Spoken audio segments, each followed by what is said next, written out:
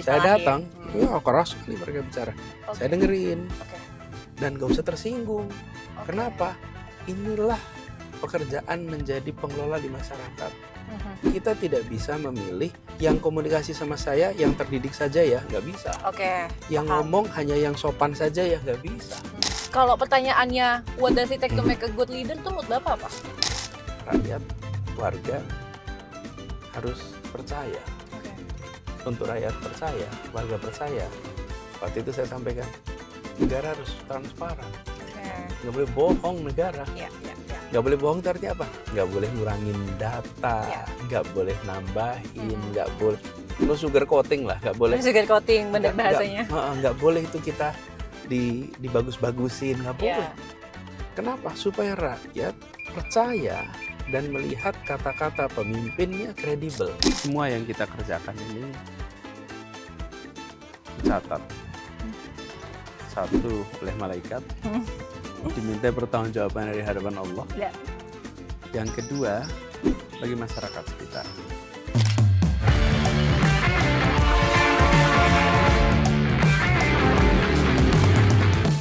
Halo, siang ini saya akan jalan-jalan bersama Jakarta Journey. Mobilnya mana nih? Halo Pak Anies. Halo, Apa Didis. kabar? Baik, terima kasih. Akhirnya. Makasih nih dijemputnya di MRT. Terima kasih juga loh sudah menyempatkan waktu nih, tadi lagi habis selesai agenda langsung kita jemput di Iya. MRT. Tapi memang ini kan programnya namanya Jakarta Journey, Pak Anies. Mhm. Nah, Jakarta Journey itu sebenarnya agak kurang lengkap gitu ya kalau misalkan kita nggak ngobrol bareng seorang Anies Baswedan. Oh gitu ya? Ya, saya perbaiki mikrofonnya sebentar. Boleh. Soalnya kena seat belt. Oh, kena seat belt. Udah nih udah aman? Nah, Nah, aman.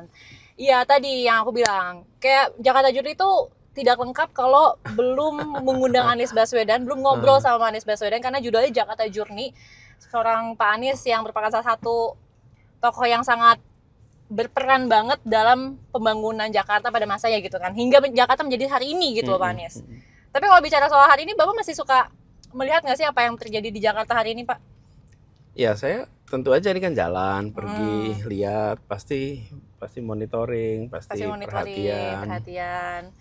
Dan ini saya paling seneng kalau lihat begini nih. Kenapa Tuh, tuh, Pak? ada Microtrans tuh, Oh Jaklingko iya, tuh. Jaklingko. Dan Jaklingkonya pakai AC tuh. Nyaman ya, Pak ya? Kebayang nggak dulu angkot pakai AC? Iya benar sih. Jadi setiap kali jalan tuh lihat yang begini-begini dan kita syukurin step by step, Oke. one by one. Ini udah berapa lama Jakarta Journey ini? Ini kita udah ada 7 hampir 8 bulan. Oh ya? 7 hampir 8 bulan. Dan kita memang rutenya selalu ngobrol di mobil, mengelilingi Jakarta. As in judulnya Jakarta Journey. Jadi kita ngobrol sambil menikmati lah journey jalan-jalan di Jakarta. Sambil mengulik nih cerita di balik bintang tamu kayak gitu, Pak Anies. Tapi nah kalau bicara Jakarta tuh kan memang banyak sekali Pak. Kalau ngomongin Jakarta tuh kayak topiknya tuh banyak banget. Kemarin tuh BTW aku baru dari daerah Pluit ngelihat Muara Baru. Ini memang salah satu mungkin bisa dibilang masalah yang terus-terusan ada gitu Pak. Muara Baru yang kita bisa ngelihat itu gimana kondisi airnya, air laut itu lebih tinggi daripada daratan.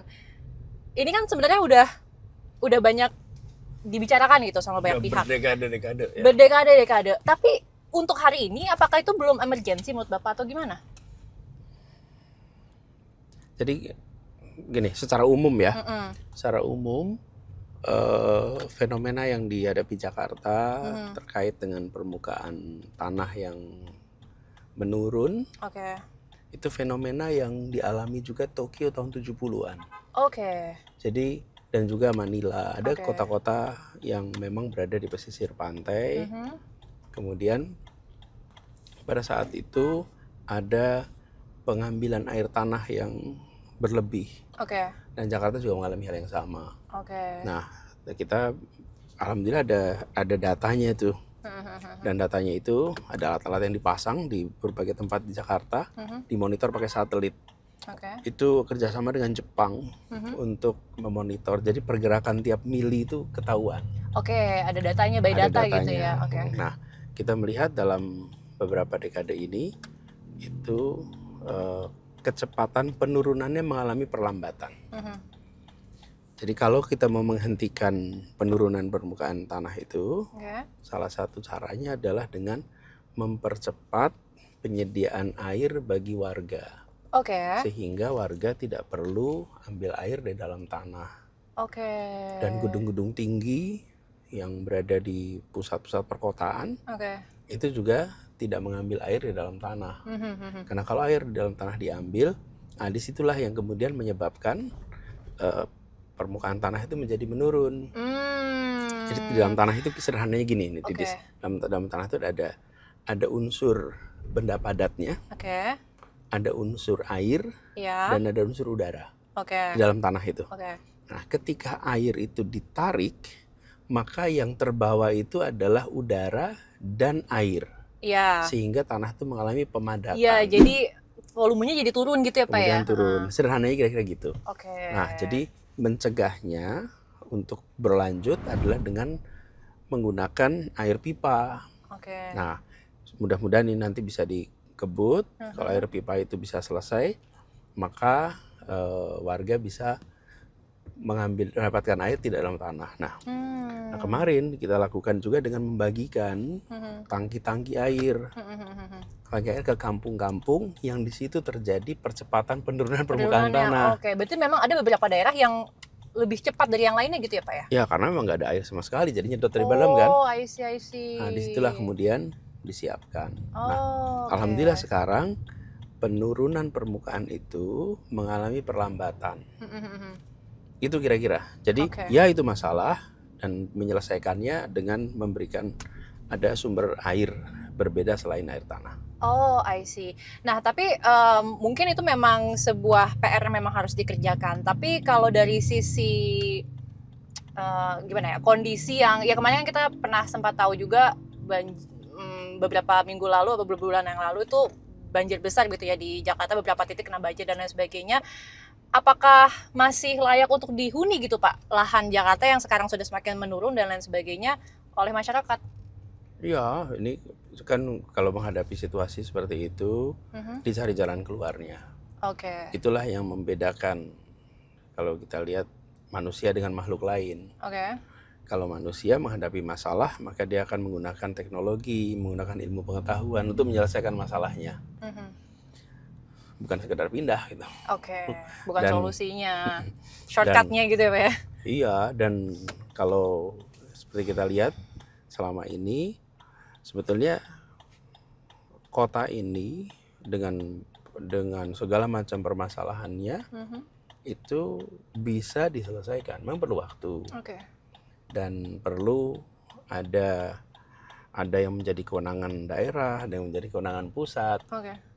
Tapi bisa diselesaikan, jangan ditinggalkan. Bisa diselesaikan. Dan ini kotanya umurnya berapa? 500 tahun. Iya sih, ya. Dan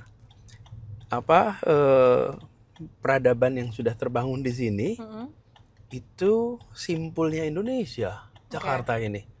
Jakarta itu simpul perekonomian, simpul kebudayaan, simpul transportasi, bahkan transportasi. Mau pergi kemana aja, dari mana aja, transitnya Jakarta. Iya. Jadi tantangan-tantangan itu bisa diselesaikan, dan Jakarta sebagai sebuah kota itu, kalau saya sering bilang gini, masalah yang kita hadapi ini bukan kita yang pertama. Tadi bilang permukaan tanah menurun. Tuh lihat tuh banyak negara, banyak kota lain pernah mengalami. Iya. Dan bisa selesai gitu. Sehingga kita harus ngerjainnya serius sampai tuntas. Jadi tidak ada yang worst case sampai tenggelam gitu, kayaknya enggak, atau gimana? Jakarta. Iya. Karena itulah kenapa dibuatkan tanggul. Kan gini ya. Tanggul ada beberapa faktor. Satu adalah permukaan air laut yang menurun. Meningkat. Permukaan air laut kenapa? Karena global warming. Global warming itu meningkatkan permukaan air juga meningkat, dan itu dialami semua pesisir pantai di mana-mana. Nah, Indonesia sebagai salah satu negara yang pesisir pantainya terpanjang kedua di dunia. Kita punya, karena negara kepulauan, otomatis. Nah, kita salah satu negara yang mengalami masalah itu. Bukan cuma Jakarta. Karena yang punya pesisir pantai bukan cuma Jakarta. Betul. Seluruh wilayah Indonesia yang ada pesisir pantainya berhadapan dengan masalah global warming.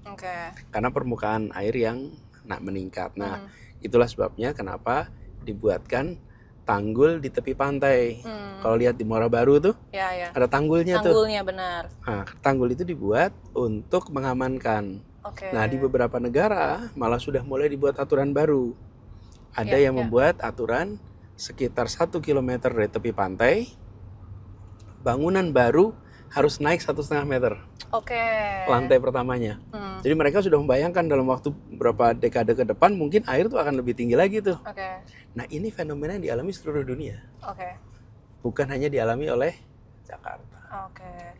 Berarti kan sebenarnya kalau bicara soal Jakarta lagi tuh sebenarnya banyak hal yang bisa jadi topik gitu, banyak faktor yang bisa dibicarakan gitu. Tapi waktu Bapak menjabat sebagai Gubernur Jakarta tuh apa sih yang Bapak rasakan? Maksudnya kayak, wah ini Bapak tahu nih masalah ini, misalnya kayak polusi masalah, transportasi masalah, banjir masalah dan lain sebagainya. Apa yang waktu itu Bapak rasakan? Maksudnya kayak pusing nggak sih gitu ya? Pasti pusing sih ya. Enggak lah. Enggak, sebetulnya enggak juga. Jadi kalau saya ditanya apa yang paling saya pikirkan kalau tiap pagi ya, tiap pagi saya pikirkan tuh harga kebutuhan pokok. Kenapa? Karena itu yang paling penting. Iyalah. Rumah Didis kalau harga kebutuhan pokok mahal apa yang terjadi? Gelisah setiap rumah di Jakarta. Iya sih, benar. Nah, tema-tema yang Didis omongkan tadi itu tema penting, wilayah-wilayah tertentu tuh. Tapi sensasional. Tapi kalau difoto dramatis, karena itu menciptakan percakapan. Misalnya kemarin disebut ada banjir, sebutlah banjir itu dialami oleh sampai 25 RT itu. Itu 25 RT kalau difoto luar biasa. 25 RT itu nggak sampai 1% dari jumlah RT di Jakarta. 33.000. Wow, ya. 3.300. Jadi kebayang nggak skala? Nah, seorang gubernur tidak berbicara tentang sensasi. Seorang gubernur itu menyelesaikan masalah-masalah utama yang menjadi kebutuhan dasar. Satu adalah persoalan jangka pendek seperti tadi yang tiap hari saya perhatikan tuh. Karena harga tuh volatilitasnya tiap hari. Lalu ada persoalan yang diselesaikannya bulanan. Ada persoalan yang diselesaikannya tahunan. Nah, jangan sampai kita hanya memikirkan yang plusnya tahunan, yang day-to-day kelewatan. Karena itu harga pangan tuh menjadi, saya sampai punya aplikasinya di Didis. Aplikasi apa tuh, Pak? Ya, jadi namanya Info Pangan Jakarta. Jadi untuk ngecek Info Pangan Jakarta nih. Jadi tiap pagi saya lihat info harga, berapa harga ini, berapa harga itu. Saya liatin tuh tiap pagi. Itu harga realnya terupdate selalu di situ ya. Nah, di situ nanti kalau panahnya hijau, artinya harganya turun. Kalau panahnya naik ke atas, harganya naik. Merah gitu ya. Nah, saya harus memastikan warga Jakarta pasokan makan tuh cukup. Nah, ini kadang-kadang kan kita nggak ngebayangin itu yang dipikirin ya. Itu satu. Terus yang kedua, biaya hidup. Nah, biaya hidup ini kaitan dengan transportasi. Kenapa kita bangun transportasi umum di Jakarta? Satu, karena kita ingin warga Jakarta itu bisa mengurangi biaya hidupnya, cost of living. Nah, cost of living itu kalau sederhana pangan, gitu ya. Kemudian ada kebutuhan rumah. Lalu kalau di Jakarta mobilitasnya. Dan itu bisa menyedot sampai 30% dari pengeluaran. Nah, itulah sebabnya kita bikin transportasi umum yang diintegrasikan. Yang tadi kita lihat tuh kayak Jaklingko segala.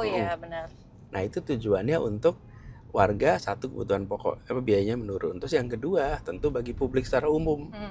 Dengan pindah ke kendaraan umum, maka volume kendaraan pribadi berkurang. Harapannya kemacetan juga lebih berkurang. Lalu secara lingkungan hidup adalah kualitas udara lebih baik. Polusi. Karena jumlah kendaraan yang menggunakan emisi menjadi emisi O2 itu CO2 menjadi berkurang. Oke.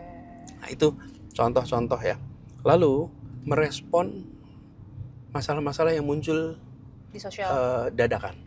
Seperti Misalnya tahu-tahu ada kebakaran. Oke. Tahu-tahu ada kondisi warga yang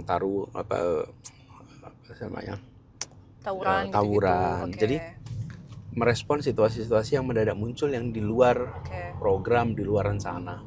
Oke. Banyak Bahkan banget kita punya, bahkan ada tim khusus, namanya tim respon, strategic respon, untuk merespon cepat kalau ada masalah.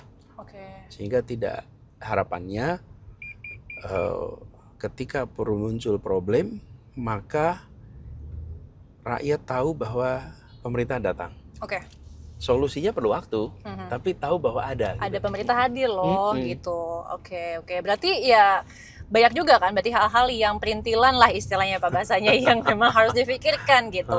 Tapi terlepas itu yang namanya, kalau ya kita sebagai aku sebagai masyarakat sipil pasti ngeliatnya kayak pasti dalam sebuah pemerintahan pada masanya itu kayak ada pro dan kontra, ada kritiknya juga gitu. Menghadapi itu tuh, kalau aku lihat, aku mengamati tuh Pak Anies adalah tipe orang yang slow aja kayak santai aja gitu. Nah, itu apakah itu sebuah hal yang perlu dimiliki oleh seorang leader gitu, sebuah pemimpin tuh apakah memang harus seperti itu Pak, menghadapi kritik, ya kita cons dan lain-lain? Nomor satu harus stabil. Harus stabil. Stabil. Kenapa? Karena kita akan berhadapan dengan situasi yang bergelombang. Dan mobil aja nyaman yang mana nih, naikin mobil yang shock breakernya bagus atau shock breakernya mobil aja nih. Buat penumpangnya nyaman kalau menggunakan kendaraan yang bisa mengendalikan benturan. Betul kan? Betul. Nah, itulah sebabnya yang menjadi pro dan menjadi kon itu adalah lumrah. Kalau berada di wilayah publik pasti akan ada pro dan konsnya. Pasti kebijakan apapun yang dibuat ada yang setuju, ada yang tidak setuju. Jadi dari awal kita udah sadar. Sehingga nggak kaget. Kalau nggak kaget otomatis berarti mengantisipasi kan? Direspon. Lalu fokus kita adalah pada apa yang kita mau kerjakan. Dengan begitu kita bisa deliver nantinya. Terus yang kedua, yang nggak kalah penting, don't take it personally. Kayaknya itu yang penting deh Pak. Jadi iya, kalau stres gitu ya Pak ya. Misalnya nih, saya ke Kamal Muara waktu pas lagi pembangunan tanggul. Waduh, masyarakat di sana lagi marah, lagi protes karena tanggulnya tinggi. Dan tentu saja marahnya kepada gubernur. Ya, yang disalahin. Saya datang, ya keras sekali mereka bicara. Saya dengerin. Dan gak usah tersinggung. Kenapa? Inilah pekerjaan menjadi pengelola di masyarakat. Kita tidak bisa memilih yang komunikasi sama saya yang terdidik saja ya, nggak bisa. Yang ngomong hanya yang sopan saja ya, nggak bisa. Kadang-kadang saya suka merasa kayak dokter nih di desa. Dokter itu nggak bisa milih pasien. Bener sih, mau sakit apa ya harus ditangani. Satu itu, yang kedua mau gaya ngomong pasien seperti apa juga harus ditangani. Gaya keluar, coba kalau dokter datang, tidak ketemu keluarga yang galak, keluarga yang panik, mau keluarga. Nah, kita melihat seperti itu, jangan merasa ini tentang saya nggak dihargai, ini tentang saya tidak dihormat, jangan begitu. Ini adalah tentang dia yang sedang mengalami kesulitan. Ini adalah dia yang sedang mengungkapkan apa yang jadi perasaan dia. Kan itu tentang dia yang sedang mengungkapin perasaan. Nah, dalam situasi begitu, kita respon dengan tenang. Nah, ketika kita respon dengan tenang, maka dialog itu terjadi. Jalan keluar juga bisa muncul. Terus yang kedua, apapun masalah yang ada di kota ini, nih kalau ini masalah nih, jangan tempel di sini nih. Setiap masalah yang dibahas seakan-akan diri saya yang dibahas. nih. Iya, Jadi iya. masalahnya taruh di samping aja. Nah, nih ini Oh, masalahnya nih. oke. Jadi Didis tadi lagi ngomongin Jakarta nih. Nah, Mm-mm. yang Didis bahas tuh ini, bukan ini. Iya, iya, iya, iya, iya, iya. Jadi Iya. Didis ngomong, Pak, Jakarta kok begini-begini. Iya, Relax iya. aja. Oh, masalahnya udah ada sebelum saya tugas. Oke. Dan Paham, masalah paham. ini juga tidak akan mungkin selesai dalam waktu 2-3 tahun. Iya, prosesnya panjang. Panjang. Jadi Oke. kita relax gitu. Oke. Relax bukan dalam artian menyepelekan, Hmm. menganggap nggak penting, bukan. Tapi tidak menjadikan itu sebagai satu hal yang terkait dengan pribadi. Oke. Ini adalah tentang kota kita. Dan saya pas di awal tuh sering mengatakan, Didis, saya bilang begini, Dis. Selesai pilkada, kemudian pilkada dimanapun, selalu ada pilihan A dan B. Saya sampaikan pada semua punya kesetaraan kesempatan. Perlakuannya semua sama. Bahkan saya tambahkan, I'm not asking you to like me. Oke. I'm asking you to help Jakarta. Oke. I'm asking you to develop Jakarta. To develop Jakarta. You may like me, that's good. You may not like me, that's okay. Jadi tentang Jakarta bukan tentang kita. Nah, itu salah satu cara menurut saya di mana kita bisa menjalankan tugas di wilayah publik. Wilayah publik itu dengan kata lain di wilayah politik dengan tenang. Oke. Oh, di politik itu ya, di publik itu ya, Didis, kita kan selalu ketemu 20-30% yang apapun yang kita kerjakan nggak setuju. Betul. Bisa 20, bisa 30, kadang-kadang 10%. Oke. Tapi selalu ada. Ya. Dan biasanya yang setuju belum tentu nyaring. Oke. Yang setuju nggak nyaring. Iya. Yang tidak setuju yang nyaring. Ya. Nah, sehingga lalu kalau kita nggak proporsional, merasanya semua nggak setuju. Iya. Padahal yang setuju biasanya diam. Iya. Ada yang setuju mengungkapkan, tapi umumnya tidak ekspresif seperti yang tidak setuju. Oke. Tapi kan Bapak kan juga manusia gitu kan. Maksudnya pasti pernahkah Bapak kayak merasa ya mungkin tersinggung atau mungkin kalau misalkan saking overwhelmed-nya itu kayak siapa yang biasa Bapak ceritakan gitu? Ada support system-nya tuh Bapak siapa sih gitu maksudnya? Kalau overwhelmed sih rasanya enggak ya. Oh enggak ya? Enggak. Jadi ketika memulai pekerjaan itu dengan sadar bahwa ini adalah urusan yang banyak. Oke. Dari awal tuh udah menyadari. Lalu kalau saya cerita tentu karena ya cerita di rumah, ngobrol. Tapi saya juga membatasi agar tidak menjadi beban untuk orang lain. Untuk orang lain. Oke. Berarti ditampung sendiri sama Bapak gitu. Kan pekerjaan-pekerjaan itu dibahas dengan orang yang relevan. Oke, I see. Dengan orang yang relevan supaya bisa dapat jalan keluar yang relevan juga. Oke, paham. Nah, kalau itu ada, maka kita ngobrolin, kita diskusin, ada jadi jalan keluar. Oke. Jadi ya diselesaikannya dengan orang-orang yang memang relevan aja gitu kan. Oke, I see.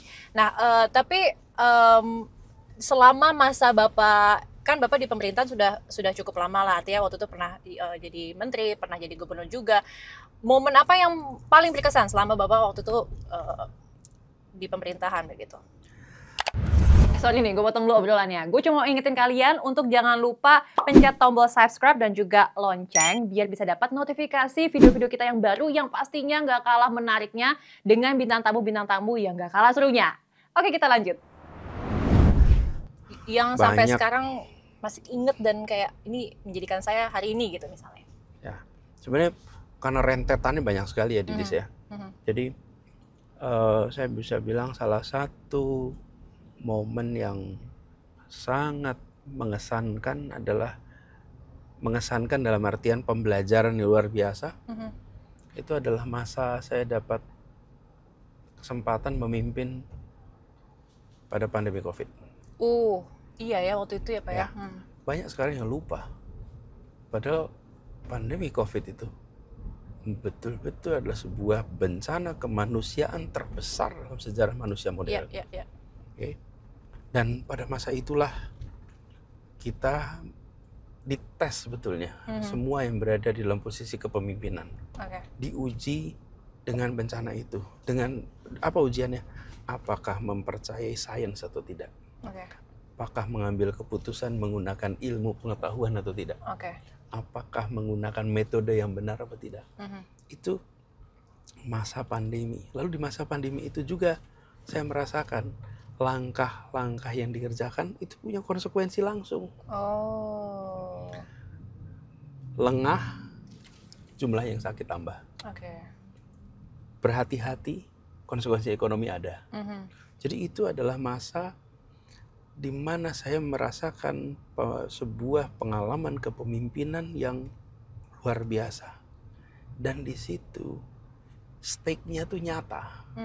Konsekuensinya tuh nyata. Ya. Karena kebijakannya akan langsung berimpact nih sama nyawa. Lalu ini tidak berhenti dalam 2 hari. Oke. 2 tahun. 2 tahun ya. Ya. Periode saya bertugas ini hampir 2,5 tahun sebetulnya. Iya. Saya bertugas di Jakarta ini 5 tahun. Hampir separuh itu adalah pengendalian bencana COVID.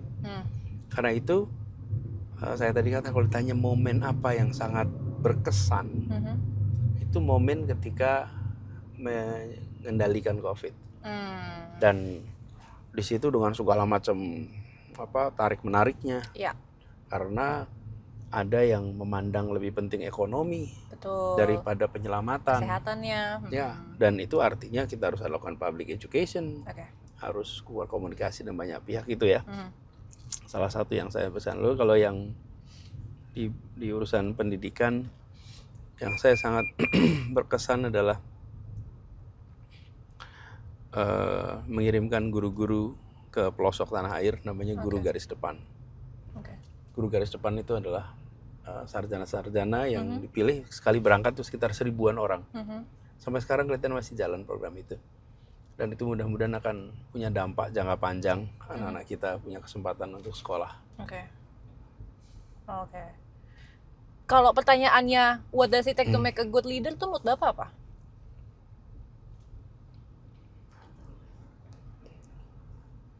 Kalau pertama gini, pemimpin yang saya bayangkan ya sebagai baik itu dia memiliki kemampuan menggerakkan. Menggerakkan sehingga dia bukan sekedar mengelola kewenangan, tapi juga mampu mengajak yang masyarakat luas untuk mau berbuat bersama. Jadi pelibatan masyarakat menjadi kunci, kolaborasi jadi kunci. Jadi saya bayangkan pemimpin itu bukan sekedar karena punya kewenangan, tapi dia diikuti dan membuat semua mau bergerak bersama. Itu saja kah? Atau ada lagi? Lalu kalau cara memimpin ya, kalau cara memimpin itu akan tergantung organisasinya, Didis. Kalau organisasinya itu kecil, maka kita bagi-bagi tugas.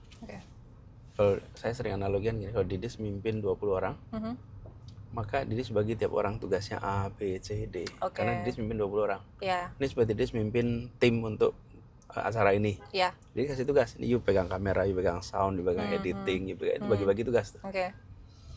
Tapi kalau Didis mimpinnya 2000 orang, banyak. Pusing. Aku pasti pusing. Didis harus bikin struktur organisasi.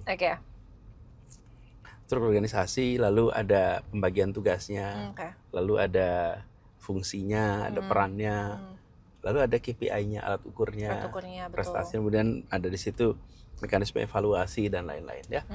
Itu kalau 2000. Kalau mimpin 200.000 lebih pusing lagi. Tidak asal lebih pusing. Kalau makan mimpinnya pakai nilai, pakai values. Ini valuesnya ini. Lalu kalau saya waktu pimpin Jakarta, kenapa saya 200.000?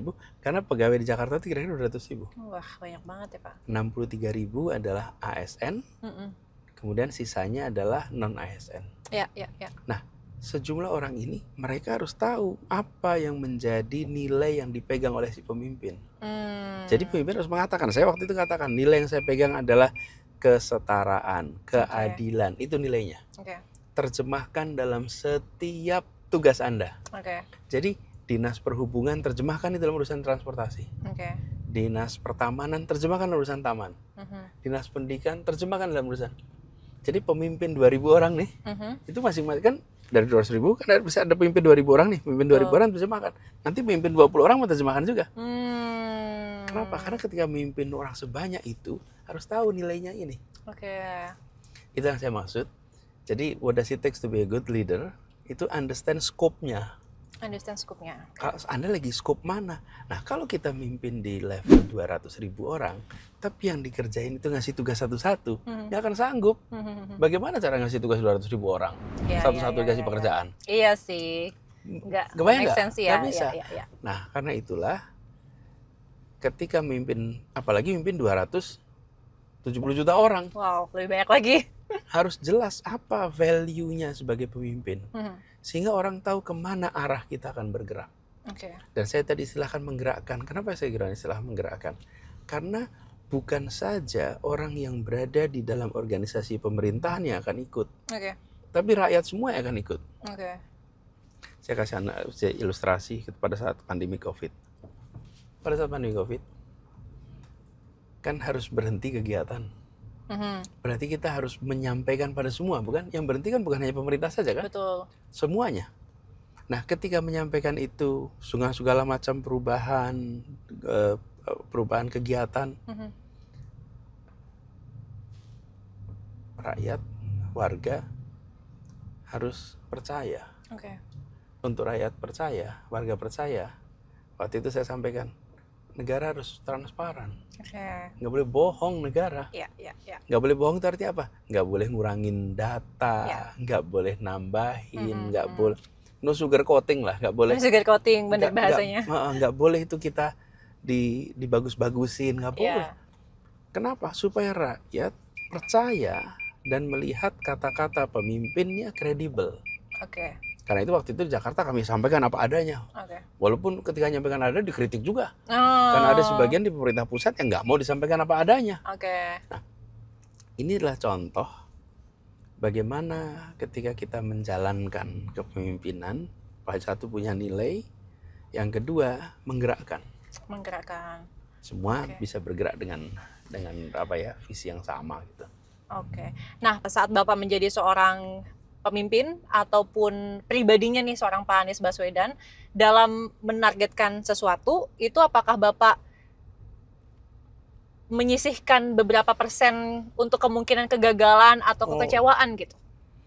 Semua yang kan gini, kita tidak bisa mengendalikan semua faktor.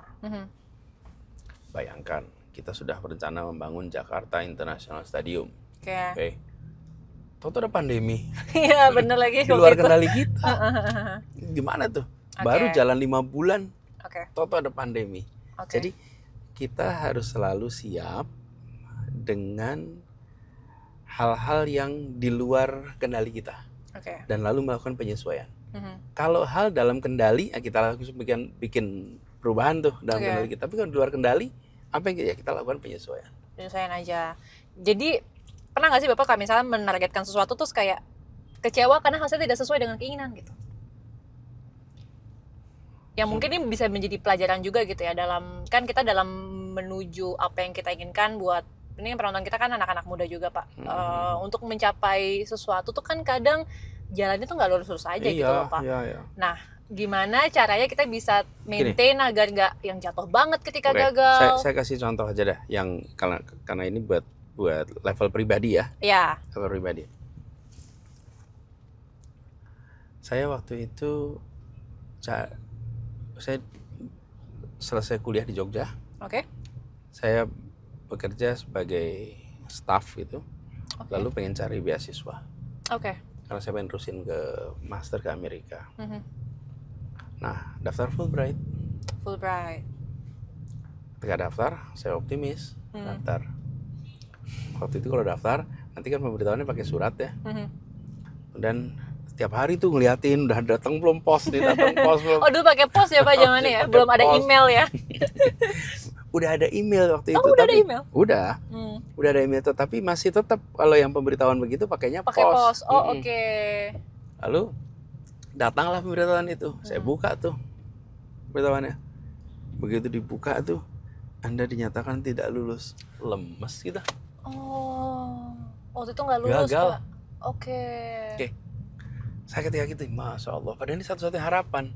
Karena jelas orang tua saya nggak mungkin bisa mengirimkan dengan funding sendiri. Oke. Nah, waktu itu terus entah kenapa kepikir, saya telepon dah ke Fulbright. Jadi saya pergi ke kuartel.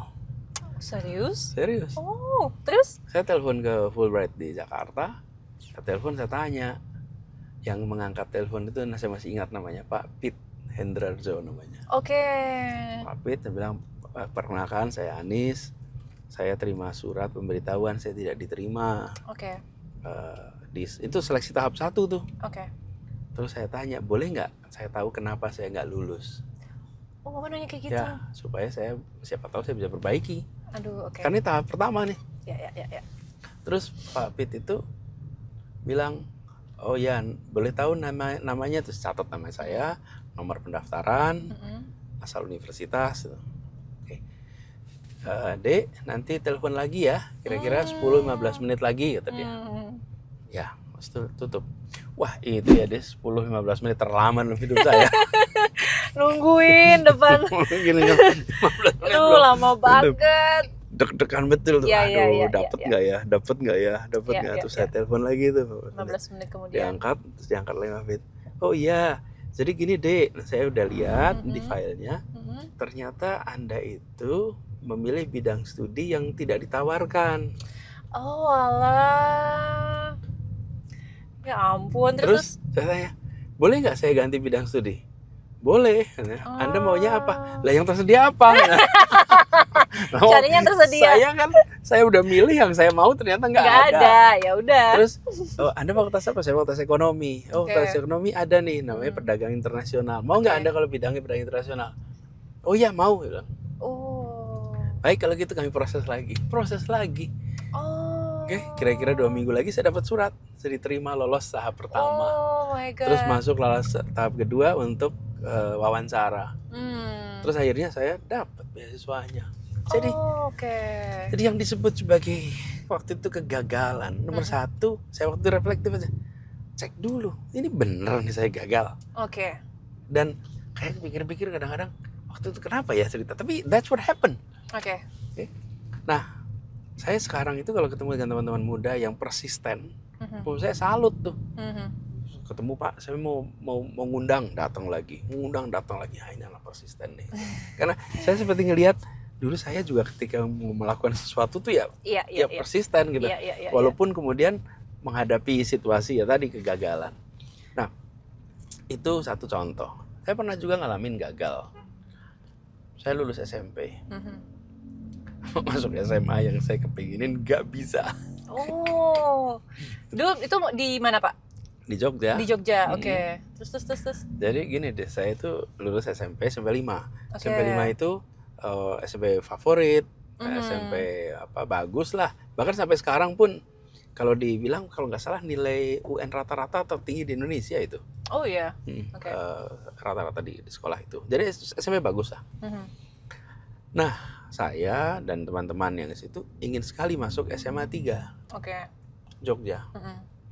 Kenapa? Satu, SMA-nya memang bagus.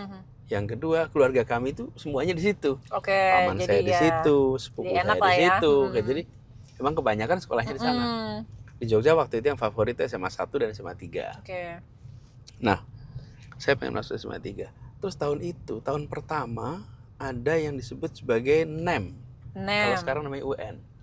NEM itu nilai Tanas Murni. Oh, NEM. Ya. Nah, itu apa yang terjadi kan angkatan pertama. Ternyata nilai-nilai di Jogja itu lebih mahal daripada nilai luar Jogja. Artinya lebih tinggi? Bukan. Jadi kalau di Jogja nilainya 45, kalau di luar Jogja mungkin 48. Oh, I see. 49. Di sana lebih generous nilainya. Iya. Dibanding di Jogja. Lebih susah nih dapat nilai di Jogja. Di Jogja dengan pertanyaan yang sama. Ya. Jadi mungkin beda lah, beda ujiannya. Nah, apa yang terjadi waktu itu belum ada zonasi. Jadi di angkatan saya itu SMA yang favorit di Jogja diserbu oleh lulusan dari luar Jogja. Oke. Jadi wilayah tetangga kami itu ada dari Magelang, Purworejo, Klaten, semuanya pada masuk ke Jogja, dapat SMA bagus. Nah yang kami yang di Jogja kalah, tersingkir. Iya. Itu kan di luar kendali saya. Benar. Saya yang merasa angkanya sudah bagus, tergeser oleh mereka yang dari luar Jogja. Gimana tuh rasanya, Des? Kayak masa depan itu berubah. Kayak kita sudah plan seperti ini, tapi ketika nggak dapet jadi... Dan nggak bisa, kalau yang tadi ya, saya gagal masuk itu, saya coba ternyata berhasil. Oke. Nah kalau ini, I cannot change. Ya. Saya gagal mendapatkan yang diinginkan. Waduh, rasanya tuh masih punya nggak ya masa depan yang cerah? Masih punya ya nggak ya kesempatan nanti masuk PTN? Itu tuh yang muncul. Masih punya. Saya masuk SMA 2. Kemudian saya sekolah di SMA 2. Apa yang terjadi? Hikmah itu banyak sekali ternyata. Justru saya berada di SMA 2 itu, saya menjadi dapat kesempatan untuk ikut berbagai macam kegiatan. Pengembangan diri semua tuh.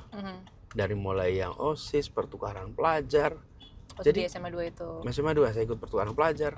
Jadi saya akhirnya menyimpulkan kalau itu dalam kendali saya usahakan. Kalau itu di luar kendali saya doakan. Nah itu dia. Kan kayak perubahannya tadi kan di luar kendali tuh. Benar. Saya nggak bisa balik lagi ke sekolah minta ujian lagi, atau saya minta aturannya diubah nih. Iya nggak bisa. Benar. Dan salah satu kesimpulannya, hikmah itu datangnya kemudian. Hikmah itu nggak pernah datang kemarin, pasti datangnya besok. Jadi kalau kita sudah berusaha yang terbaik, lalu kita belum mendapatkan yang kita harapkan, yang kita dapat yang lain, insya Allah yang lain ini akan memberikan jalannya lagi. Benar. Dan itu memang mungkin sudah diatur sama Allah gitu, kayak udah jalannya gitu dari sananya. Persis. Gitu kan. I see. Tapi itu refleksi aja tuh. Jadi kadang-kadang kalau ada menghadapi situasi, jangan terlalu terbawa perasaan atas situasi yang dihadapi. Gagal, terus kemudian murung, kemudian lama nggak move on, berat. Itu bahaya ya Pak ya. Tapi di sisi lain, jangan menyepelekan. Jangan kemudian nggak apa-apa dah, nanti gimana nanti? Jangan dong. Harus nanti gimana? Jangan gimana nanti. Jadi situasinya tuh tetap aja kita harus berusaha. Tapi kalau sudah kita usahakan dan ternyata hasilnya tidak sesuai yang diharapkan, saya sih yakin ini pasti Allah punya rencana yang sempurna. Nah, betul, itu dia. Tapi BTW aku jadi kepo. Waktu Bapak sekolah, waktu Bapak zaman kecil, mungkin dari SD dulu atau dari SMP yang masih kecil, pernah ngebayangin gak sih menjadi Bapak yang sekarang gitu, Pak Anies yang sekarang? Nggak kebayang lah. Apa waktu itu cita-cita seorang Anies Baswedan muda saat sekolah tuh apa? Jadi saya tuh kalau dibilang cita-cita, ketika saya sampai cita itu kan gonta-ganti ya, jadi ya. Tapi setelah saya selesai sampai pada fase kuliah tuh, saya tentukan 3 aja waktu itu yang menjadi kriteria. Pokoknya saya ingin jadi satu pekerjaan apapun yang saya kerjakan, itu memberikan kesempatan saya untuk tumbuh secara intelektual. Yang kedua, saya ingin secara finansial stabil. Terus yang ketiga, secara sosial berdampak. Nah waktu itu yang saya bayangin berada di kampus. Karena jadi dosen tuh insya Allah intellectually growing, financially good, socially impactful. Udah dapet ya paket lengkap. Nah terus akhirnya berkembang, yang nomor 3-nya berkembang. Jadi banyak di urusan publik kemudian. Dari urusan publik jadinya, dan gak kebayang sama sekali waktu itu jalannya jadi kesini gitu ya Pak ya? Iya, nggak pernah kebayang itu. Nah itu tadi, pokoknya kalau saya beri istilah gini nih, Des, bagian kita itu adalah menyiapkan diri. Menyiapkan diri itu artinya ya kompetensi ditingkatkan, kita selalu belajar, jadi pembelajar, kemudian jangan lewatkan kesempatan apapun sebagai kesempatan belajar. Yang kedua, kesempatan itu membutuhkan pasangannya, kita siap. Jadi ketika terbuka kesempatan, kitanya siap.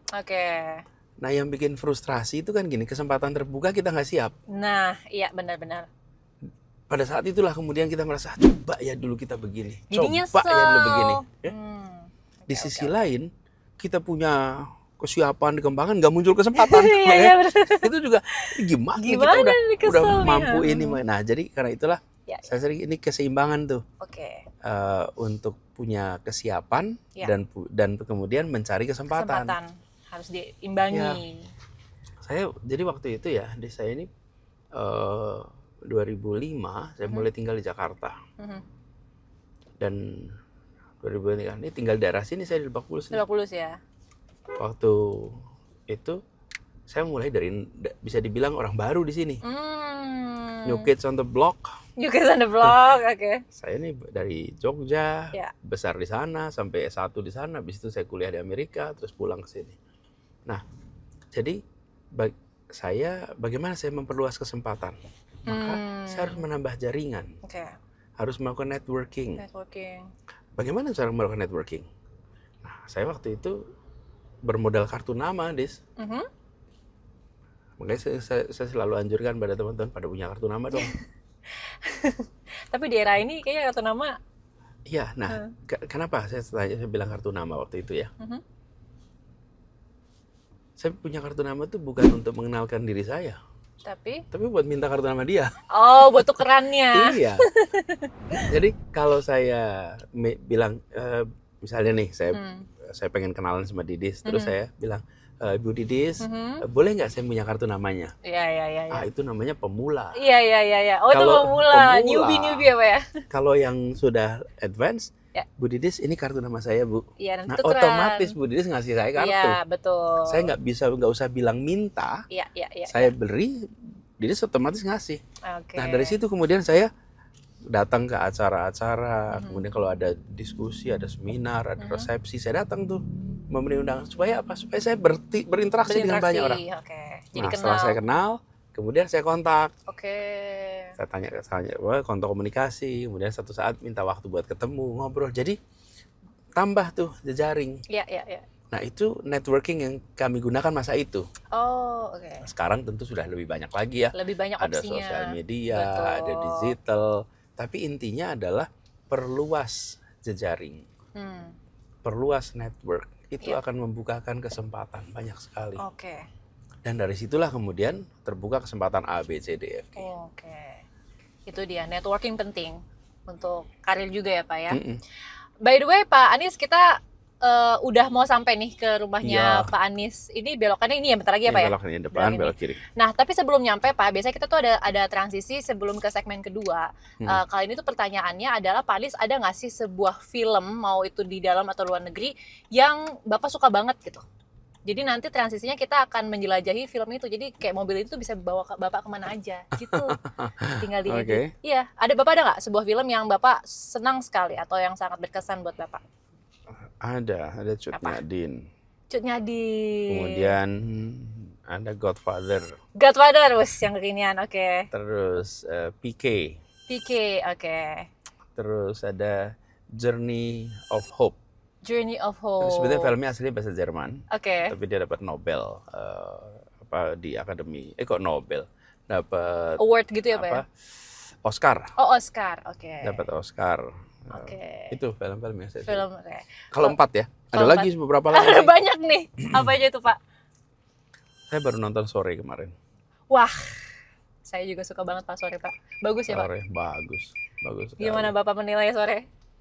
Sore itu satu film memberikan kesempatan kita untuk contemplate dan nonton filmnya berpikir gitu. Satu sisi ini menghibur, sisi lain ini membuat kita berpikir. Dan kita merasakan betul salah satu aktornya itu adalah waktu. Benar. Gimana waktu jadi salah satu faktor gitu ya. Iya. Saya Jadi suka aktor film. film itu. Terus film apa lagi yang saya suka ya? Paling nggak sore ya Pak ya? Oh ya, Oke. yang baru-baru ini ya. Oke.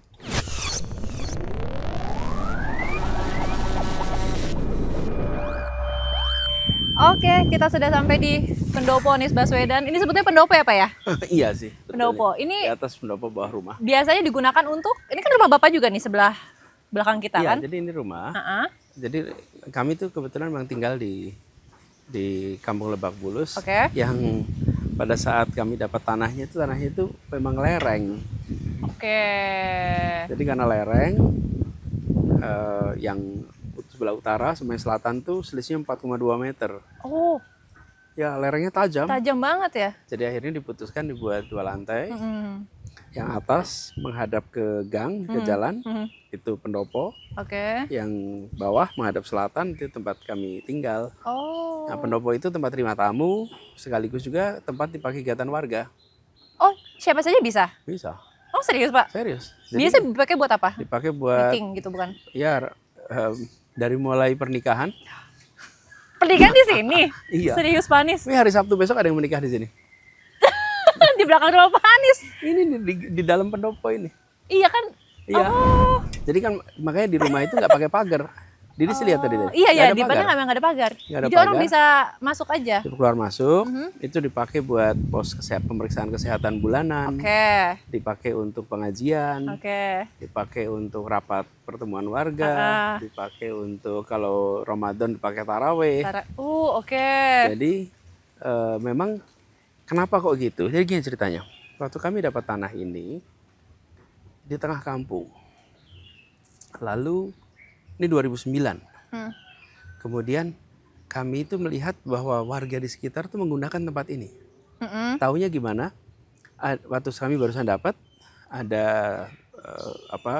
tetangga sini datang ke rumah, ke tempat kami kontrak. Mhm. Boleh nggak pinjam untuk dipasangi tenda karena mau ada Oke. resepsi. Iya, iya, iya, iya, iya. Dari situ saya melihat memang warga membutuhkan ruang bersama dan di kampung di gang-gang nggak ada tempat. Iya. Ada yang sunatan anak gitu, Heeh. itu ya tendanya di sepanjang gang. Oh. Nah, di Jakarta ini banyak masyarakat yang tidak punya ruang publik. Oke. Nah, saya dapat tempat di sini cukup luas, karena itu kemudian kami dari awal, yuk kita cari bangunan yang bisa dipakai pribadi, tapi juga bisa dipakai oleh warga. Iya. Dari situlah muncul ide pendopo. Oke. Kenapa pendopo ini? Nah, dengan bentuk joglo pendopo begini, maka satu sisi kami bisa pakai untuk ruang tamu, Iya, di iya. sisi lain tinggal dikosongin dipakai oleh warga sekitar. Bebas. Tapi yang cukup unik ya itu sih yang menikah sih itu. Iya. Tapi kan soalnya bakal banyak tamu, terus dia punya Nah, acara apa. Ini yang menarik. Jadi kalau Dis lihat di sini, Dis, Heeh. kalau di atas lagi ada kegiatan, bawah nggak kedengeran. Oh, karena kedap. Bukan kedap, Tapi ya memang kan sebenarnya beda. terpisah. oh, oke. Oh, jadi nanti tidak mengganggu Bapak punya kegiatan di dalam rumah dan lain-lain. Ini rumah di bawah, dan kalau di atas ada keramaian, Mm-mm.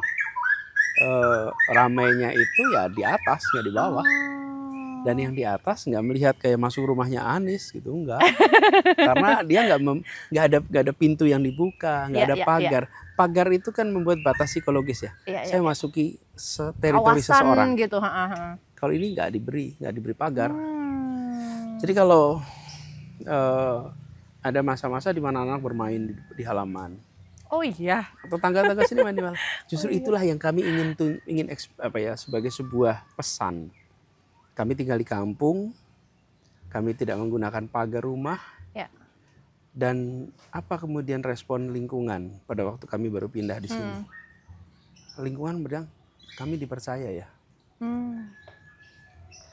Jadi our community is our security. Oke. Justru menjadi tempat, waktu itu tempat banyak dipakai oleh anak-anak muda, duduk di depan, nongkrong di depan. Karena ketika mereka nongkrong, nggak merasa nongkrong di rumah seseorang juga. Iya, iya.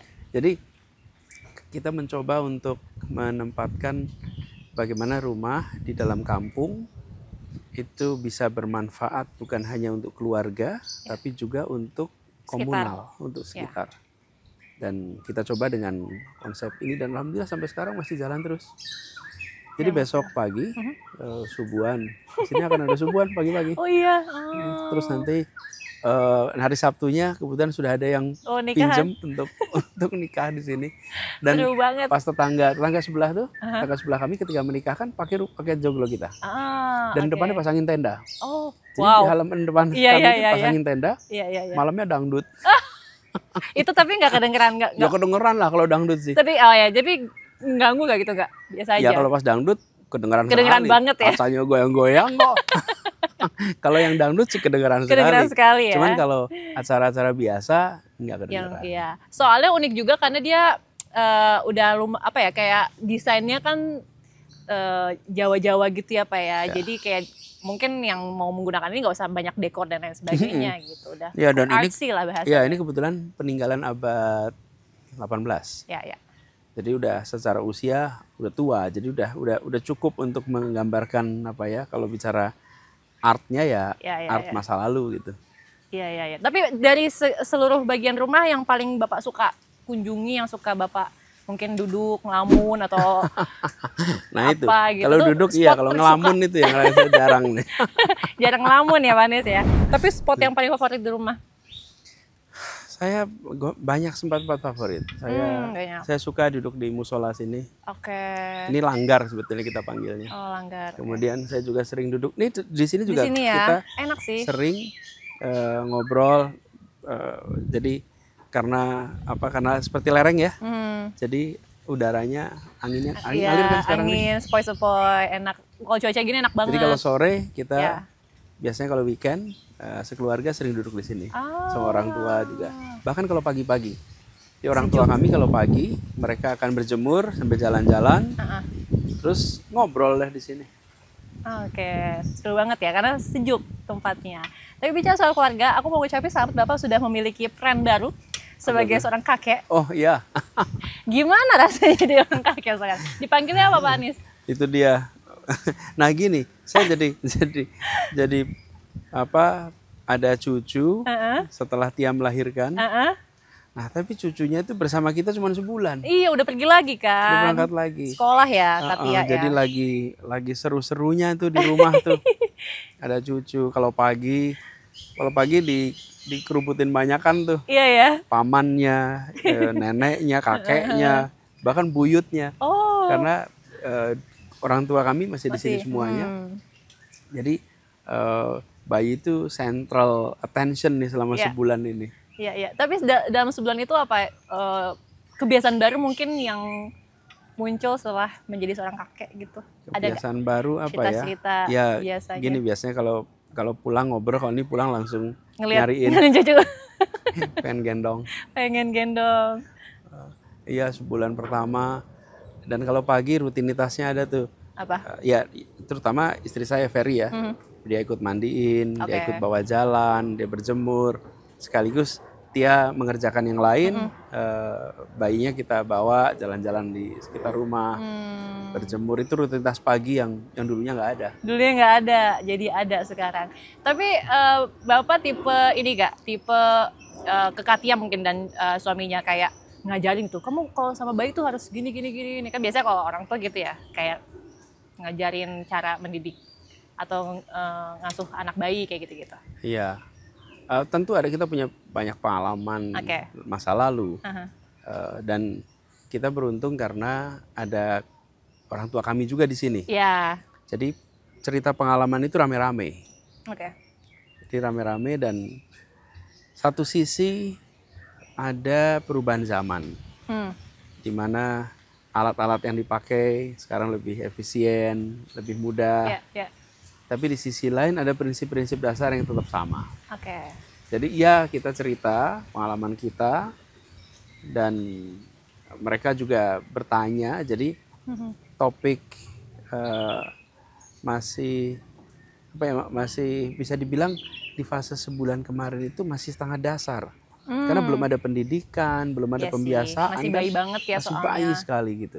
Jadi topiknya lebih pada topik kesehatan si bayinya. daripada tentang pendidikan si anak itu. Tapi akan kayak gitu nggak? Artinya kan Bapak pasti sudah pengalaman sekian tahun menjadi seorang orang tua, akan mengajarkan itu nggak? Apa aja poin-poin yang nanti akan mungkin diturunkan begitu? Ya. Yang paling penting tuh apa sih Pak dalam parenting? Komunikasi. Komunikasi. Komunikasi. Karena orang tua dan anak harus bisa komunikasi dengan baik. Lebih ideal lagi kalau anak dan orang tua bisa ngobrol seperti sahabat, seperti teman. Sehingga orang tuamu adalah temanmu. Itu kondisi ideal. Mudah tentu tidak. Tapi berikan suasana yang memungkinkan untuk ngomong apa adanya. Dialog. Lalu nilai-nilai apa yang penting di rumah ini. Kebiasaan-kebiasaan apa yang kita ingin tumbuh di rumah ini. Saya sering sampaikan, yuk kita obrolin yuk 7 sampai 15 kebiasaan yang pengen ada di sebuah rumah. Oh, sama anak-anak aja. Oh. Ya, salah satu kebiasaan kita di rumah itu seperti jam kerja. Jam kerja kita ini kan di Jakarta itu padat ya. Yeah. Jadi akhirnya kami buatkan kebiasaan sholat subuh sama-sama. Jadi sudut situ tuh ada tempat musola. Ya. Nah kita sholat subuh sama-sama di situ. Dengan sholat subuh sama-sama ngobrolnya subuh tuh. Semuanya pasti ada di rumah kalau subuh. Iya pasti. Sementara kalau sore malam saya mungkin ada acara, anak-anak juga mungkin ada komitmen. Ideal kalau kita ketemu, tapi kita buatkan itu sebagai salah satu kebiasaan. Nah, sepakati aja buat keluarga-keluarga di mana-mana juga sepakati aja apa yang menjadi 7 sampai 15 kebiasaan. Kalau udah itu ya jalan sama-sama, nanti jadi budaya keluarga. Oke. Jadi isinya tiap keluarga beda-beda. Tapi harapannya bikin yuk gitu. Kami itu lalu ada. Kalau dulu lebih leluasa ngatur waktunya ketika anak-anak masih kecil, kita kebiasaan untuk pergi sama-sama untuk apakah makan, apakah nonton, kemudian duduk di situ tuh di meja bulat itu bisa dibilang salah satu kebiasaan yang terbangun di kita. Kalau sedang di rumah, nggak di kamar, tapi di ruang tengah ngobrol sama-sama. Ya kita ke kamar kalau memang perlu istirahat, tapi kalau lagi di rumah usahakan tidak menyendiri, tapi bersama-sama. Jadi itu kebiasaan-kebiasaan yang dibangun. Jadi Bapak sebenarnya sama anak-anak lumayan cukup intens juga, cukup dekat juga begitu ya sama.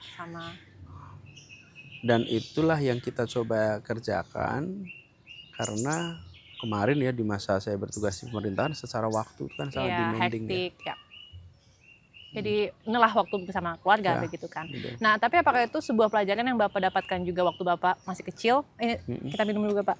Apakah itu hal yang Bapak pelajari saat Bapak kecil, mudanya bersama orang tua Bapak, atau itu sebuah kebiasaan baru yang kayaknya perlu deh diterapin nih saat ini? Gitu?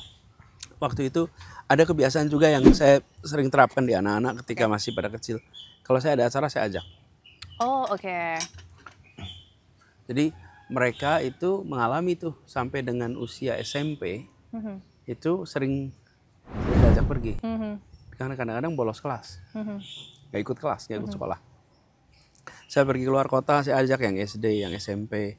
Ketika sudah SMA dan kuliah lebih repot untuk mereka. Tapi ketika masih SD SMP, dan itu juga pengalaman masa kecil saya, diajak oleh ayah, oleh ibu, kakek, nenek. Sehingga kita tahu apa yang dikerjakan, familiar dengan apa yang dikerjakan. Nah itu juga yang kemarin kita sering kerjakan dengan anak-anak. Jadi mereka lihat berbagai tempat di Indonesia ketika mereka masih kecil, ikutan. Jadi harapannya itu bagian dari memori dia tentang masa tumbuhnya. Berarti artinya dengan kesibukan Bapak dari dulu di pemerintahan sampai sekarang yang mungkin jarang ada di rumah, tadi kan Bapak juga sempat mention juga, gimana cara Bapak tetap memastikan bahwa kan sekarang ada Pak terminologi kayak fatherless, kayak anak yang kehilangan waktu begitu sama ayahnya, spesifik ayah loh Pak, karena definisi fatherless itu. gimana cara tetap mengisi kebutuhan anaknya untuk sosok bapaknya gitu loh maksudnya, dengan kesibukan dan lain sebagainya. Selalu siap bila anak mengatakan perlu dibantu. Jadi saya gini, walaupun saya lagi padat ya, tapi kalau salah satu itu kontak perlu dibantu, maka saya akan siapkan waktunya untuk itu. Karena itulah masa di mana mereka membutuhkan bantuan. Sesederhana PR aja. Bapak masih suka tuh sekarang bantu. Kan udah pada gede. Iya, dulu ya. Tapi dulu masih suka bantuin ngerjain PR. Jadi ketika ada sesuatu yang sulit itu, lalu satu itu, jadi kita posisikan siap kalau ada situasi yang membutuhkan. Yang kedua, istri itu kunci. Waduh, kalau istri saya tidak menjadi jembatan, rumit barangkali. Istri saya itu menjembatani, sehingga ketika istri saya ini melihat anak membutuhkan perhatian ABC, maka istri saya beritahu nih, ini si A, si B sedang menghadapi ini, sedang membutuhkan ini, maka saya menjadi terinformasikan. Jadi betul-betul menjembatani. Dan kita sering sengaja membuat waktu khusus untuk bisa bersama-sama. Jadi kita usahakan dalam 1 minggu ada waktu bersama untuk sekeluarga. Sehingga kita ada waktu. Kan mereka juga ada kesibukan, ada aktivitas.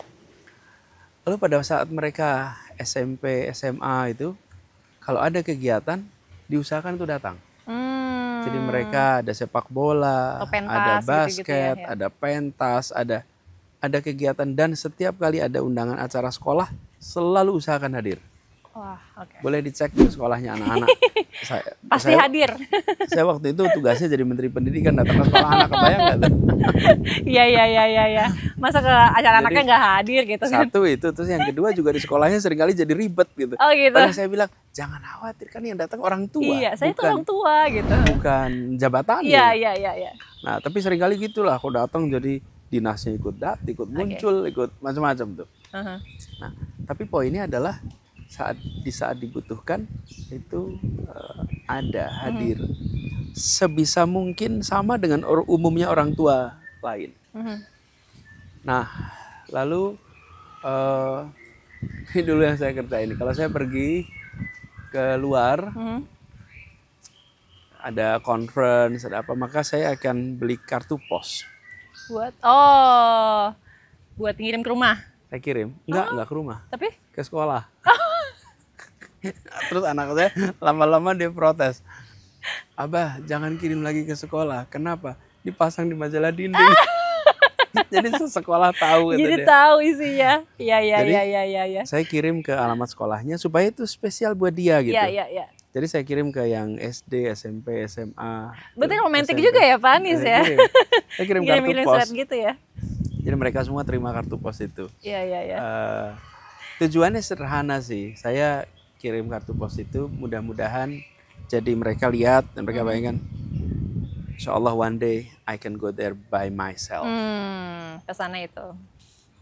Jadi seperti sekarang misalnya Tia bisa berangkat, itu dia sendiri merasakan bahwa saya mendapatkan ini semua dengan kerja keras. Ya. Betul, ada kesempatan yang terbuka lebih besar karena Tia adalah generasi ketiga yang sekolah. Saya generasi kedua. Ibu saya generasi pertama yang sekolah. Betul. Jadi setiap generasi itu membukakan kesempatan lebih besar. Iya. Generasi berikutnya, tapi itu semua harus di kesempatan itu tadi harus diiringi dengan kesiapan. Iya, itu tadi yang di mobil jadi ya. Kenyataan gitu. Benar. Nah, jadi saya kirim kartu pos itu harapannya inspirasi. Jadi pada punya koleksi kartu pos tuh. Di sekolahnya masing-masing. Kalau saya kemana pasti. Pasti ada kartu pos. Dan itu saya kerjakan jauh sebelum di pemerintahan. Oke. Sesudah di pemerintahan malah lebih hati-hati. Hati-hati. Pak Anies kan berarti kalau dilihat Bapak udah pernah menjalani berapa jabatan nih? Pertama menteri pernah, gubernur pernah, sama kalau dibandingin sama rektor juga pernah. Dibandingin sama kepala keluarga atau ayah atau suami, lebih susah yang mana dari empat role ini? Ya, menjadi orang tua itu paling sulit didefinisikan Why? karena menyangkut semua urusan. Oke. Paling dan selalu berkembang. Dan sebenarnya lebih rumit lagi ibu dibanding ayah. Oke. Ibu itu sebuah tanggung jawab yang lebih rumit daripada CEO manapun.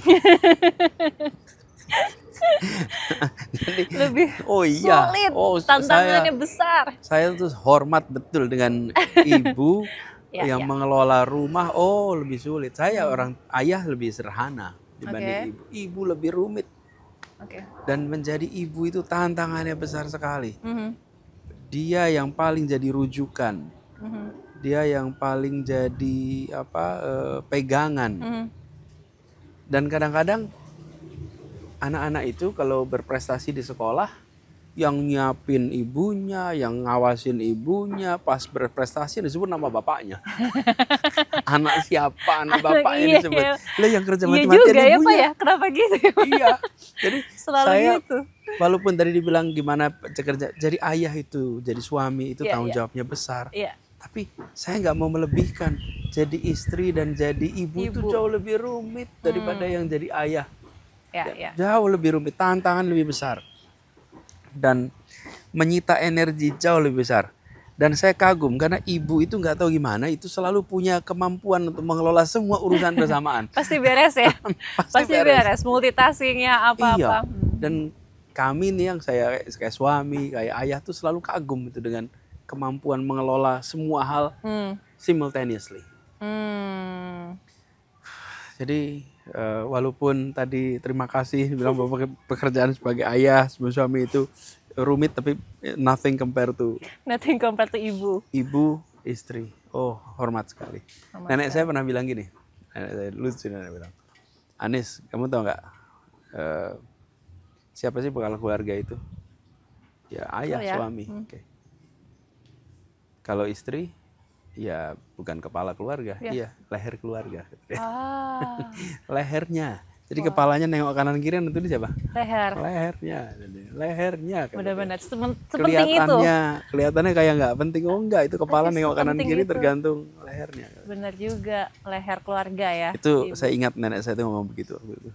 Luar biasa, berarti sebegitu besarnya Pak Anis menghargai atau menghormati peran ibu gitu. Dan saya merasakan didikan dari ibu saya, didikan dari nenek saya itu terasa sekali. Dan saya yakin bagi anak-anak saya juga bahwa ada unsur saya sebagai ayahnya, tapi pasti dari sisi porsi ibu itu besar sekali.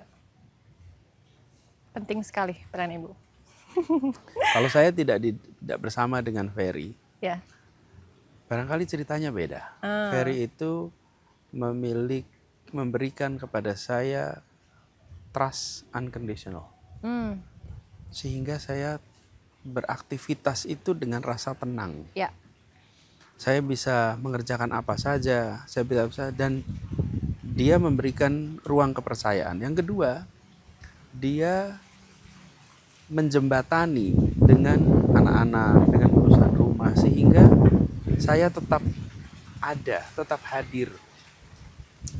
Sesederhana ini, ketika saya tidak berada di Jakarta, sementara ada sebuah aktivitas yang anak harus hadir, orang tua harus hadir, maka pada saat itu dia akan video call dengan saya, dia akan menyambungkan. Jadi walaupun saya secara fisik nggak bisa karena nggak berada di Jakarta, itu tetap dihadirkan. Nah, kalau saja istri tidak melakukan itu, saya bisa banyak absen tuh. Benar. Karena banyak urusan di mana saya harus berada di tempat A, B, C. Dulu ketika di kementerian, saya mengelola satu sektor tapi seluruh Indonesia, sehingga sering tidak berada di Jakarta. Kalau di DKI beda. Kalau DKI itu di Jakarta tapi semua sektor. Tempatnya kecil, tapi semua urusan. Semuanya, yang perintilan tadi ya Pak ya. Tapi kalau Kementerian Pendidikan, satu aja urusan pendidikan, nggak ada yang lain. Tapi se-Indonesia. Se-Indonesia. Nah, jadi itu membutuhkan waktu yang tidak sedikit. Ya. Nah, saya bersyukur sekali bahwa dengan kemitraan itu, maka mudah-mudahan anak-anak kita tumbuh dengan suasana yang baik. Kenapa saya katakan mudah-mudahan? Karena belum selesai. Oke. Ini kan anak masih tumbuh. Masih baru satu yang sudah menikah. Ya. Yang lain masih dalam proses, masih belajar, masih sekolah. Jadi kami selalu berdoa mudah-mudahan kami menjadi orang tua seperti yang diharapkan oleh anak-anak kami. Amin. Amin pastinya. Luar biasa sekali Pak Anies. Pak Anies, tapi sebelum kita penutupan atau closing, kita ada satu pertanyaan yang biasa kita tanyakan ke semua bintang tamu Jakarta Journey. Pertanyaannya adalah, kita tahu Pak Anies suatu hari kita akan meninggal, semua orang pasti akan meninggal. Tapi ketika saatnya datang, ketika nanti Pak Anies meninggal, Pak Anies tuh ingin dikenang apa dikenal sebagai apa?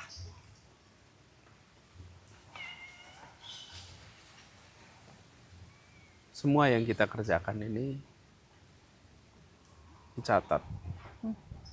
Satu, oleh malaikat, diminta pertanggungjawaban dari hadapan Allah. Ya. Yang kedua, bagi masyarakat sekitar. Jadi bagi keluarga. Jadi mudah-mudahan akan dikenang sebagai pribadi yang memberikan kebermanfaatan. Dan Didis ngomong soal ini, meninggal Didis. Saya itu ketika dulu sekolah, SMA, kuliah, salah satu kegiatan yang saya sering datangi adalah melayat. Oh iya? Ya, takziah. Takziah orang-orang yang dirasa berjasa untuk masyarakat, untuk bangsa. Oke. Saya gak kenal, tapi saya melayat. Oh, oke. Jadi misalnya ada satu tokoh meninggal, saya dengar, maka saya akan datang melayat. Oh, Bapak sengaja datang? Sengaja datang melayat. Dan pada saat saya melayat itu, selalu refleksi saya. Begini ya, orang yang berjasa banyak itu. Saya pernah hadir sebuah pemakaman yang sampai jenazahnya nggak bisa dibawa jalan. Nggak bisa jenazah, kerandanya itu nggak bisa dibawa gerak. Karena penuhnya manusia. Oh, yang datang ramai banget. Sampai jadi jenazah itu dipindah dari tangan ke tangan, bergerak gini. Oh, Masya Allah. Jadi orangnya nggak bisa bawa, jenazahnya dibawa gitu. Dipindah dari tangan ke tangan. Masya Allah. Jadi bayangkan ribuan manusia tuh jenazah begitu. Oke, terus saya merinding. Saya pernah hadir pemakaman di mana tempat menyolatkan itu sampai dibuat satu arah, datang dari utara, keluar dari selatan. Saking ribuan orang antri masuk. Oke. Saya menyaksikan pemakaman Sri Sultan Hamengkubuwono ke-9. Oh iya Pak. Saya bawa kamera, saya ikut mengantarkan, saya ikut takziah. Oke. Dan itu sepanjang jalan berkilo-kilometer tuh manusia yang antar pulang. Banyak peristiwa-peristiwa yang saya rasakan, saya mengantar itu. Sebetulnya kalau dipikir buat apa? Tapi enggak, saya pada waktu itu ingin lihat. Dan itulah refleksi saya, ini loh orang-orang yang berjasa itu. Ya. Dilepas itu dengan berat hati. Ya. Nenek saya itu banyak bercerita tentang seorang figur yang pada masa tahun 60-an itu berperan, namanya Sarwoedi Wibowo. Pak Sarwoedi Wibowo itu di era Orde Baru agak disingkirkan. Lalu beliau meninggal, dimakamkan di Purworejo. Saya berdua naik bis sama teman SMA saya, namanya Iqbal. Itu saya baru masuk kuliah tahun 89 kalau nggak salah. Saya naik bis dari Jogja ke Purworejo hanya untuk melayat. Wow. Untuk melayat, untuk memberikan rasa hormat. Wow. Dan di situ saya melihat tentara-tentara baret merah itu berjejer. Wow.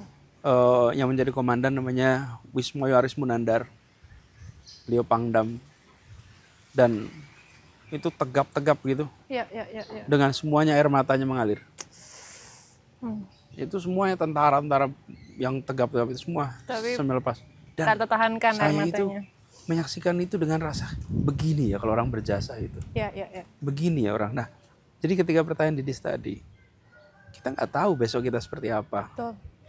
tapi saya pernah melewati satu masa di mana saya sering takziah. Karena itu sampai sekarang juga selama saya bertugas di Jakarta, saya sering datang ke staf meninggal, artis meninggal. Ini bukan saya kerjakan ketika saya tugas di DKI, ini saya kerjakan zaman sekolah dulu. Menjadi sebuah kebiasaan begitu ya Pak ya? Iya, mendoakan yang meninggal, Iya. tapi juga ini bukan karena saya atasan mereka. Iya, iya. Ada perasaan saya ingin mendoakan, ya. Tapi juga kesempatan untuk refleksikan bahwa pada satu waktu, kullu nafsin dha'iqatul maut, semua yang merasakan hidup semua yang hidup pasti akan merasakan maut. Jadi mudah-mudahan kita semua nanti sampai di ujung dengan husnul khotimah. Amin, ya amin. Dan insya Allah nanti apa yang kita kerjakan mudah-mudahan jadi aliran pahala yang tak henti. Amin, dan bermanfaat untuk banyak orang. Bismillah. Amin, amin. Terima kasih banyak Pak Anies. Semoga apa yang diharapkan, dicita-citakan bisa terwujud, keluarga sehat. Amin. Sukses untuk pendidikan anak-anak Bapak yang masih di sini dan yang sudah di luar. Saya selalu untuk cucunya juga ya, banyak. Pak Anies. Terima kasih ini juga. Ini buat saya juga pengalaman baru nih, Des. Ya. Saya baru nih wawancara dalam mobil sepanjang jalan, dijemput dari MRT. Betul. Saya habis ada acara, terus dijemput MRT, pulang ke rumah ngobrol naik mobil. Terus sampai di rumah udah kita ngobrolnya di halaman. Halaman kayak gini ya Pak ya. Itu juga buat saya pengalaman baru. Terima kasih banyak loh Pak Anies sudah mau jalan-jalan tadi sama Jakarta Journey. Saya selalu pokoknya Pak Anies ya, sukses selalu. Amin. Dan terima kasih juga teman-teman sudah menyaksikan. Kami juga mengucapkan terima kasih untuk Garasi Bloko yang sudah memprovide mobil juga. Sampai ketemu di episode berikutnya. Dadah.